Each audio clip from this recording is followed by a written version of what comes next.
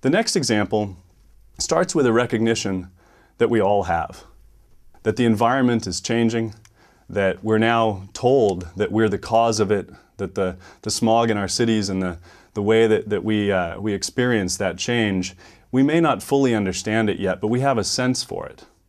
But in fact, it wasn't that long ago that a company, GE, recognized that and made changing that the purpose of their company.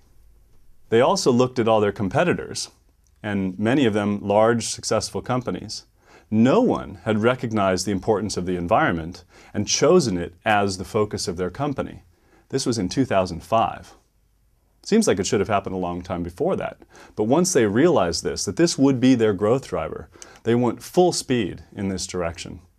And what's exciting about that is that they made a commitment that in itself is not unique. Like the ideas we just discussed, they're generic ideas. It's all about the thoroughness with which they own it. For GE, they lifted it up and made it a branded commitment. They call it eco-imagination. It's one of the first examples of a branded commitment like this. So it's a growth strategy, it's a commitment, and behind that commitment are things like doubling investments in clean R&D, things like increasing revenues from eco-imagination products at a faster rate, things like reducing their own emissions and keeping the public informed. In fact, 4 pillars behind that strategy that all companies should have. So again, it's more about the way that they take ownership of it than it is the idea itself. And what GE has done through their acquisition priorities, becoming one of the world leaders in alternative energy, but also through their development priorities, reducing the environmental impact in each sector that they're in. If you come back to the Quadric framework, you see that revealed quite clearly. So problem solving has always been in the center of GE. There's a lot of evidence to support that. And in the corporate brand level, there was really nothing else. But now eco-imagination has been lifted up to that level.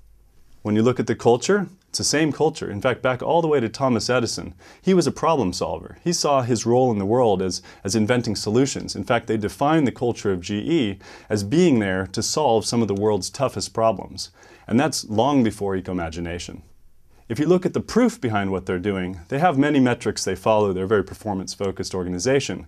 But now it's really about the speed of growth, both in investment in eco-imagination R&D, but also in the performance, in the sales side, growth in eco-imagination products. Those are the things that matter most to them today. And when you look at the product priorities and the products they lift up to promote, they know which products are eco-imagination products, even though the majority of their products, they make train engines, aircraft engines. They have a lot of work to do to truly improve the environment, but they're working on it and they're focused on it, and it's driving their growth. That's what's most exciting, is that with all of these examples, when they get clear about their purpose and direction, they can accelerate integration and growth on a level that they never could before.